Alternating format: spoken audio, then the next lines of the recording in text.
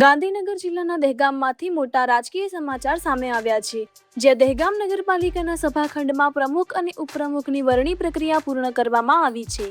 જિલ્લા પ્રાંત અધિકારી કાજલબા તુવારની અધ્યક્ષતામાં યોજાયેલી બેઠકમાં કુલ 28 ચૂંટાયેલા સભ્યો હાજર રહ્યા હતા, જેમાં ભાજપના 17 અને કોંગ્રેસના 11 સભ્યો સામેલ હતા.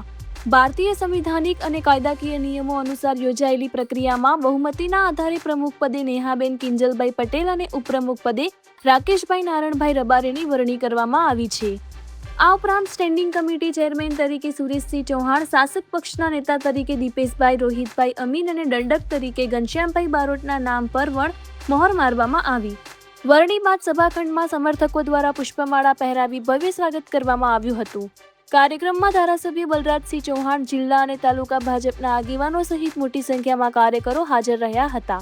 નવી ટીમ સાથે હવે દહેગામના વિકાસને વધુ ગતિ મળશે તેવી આશા વ્યક્ત કરવામાં આવી રહી છે.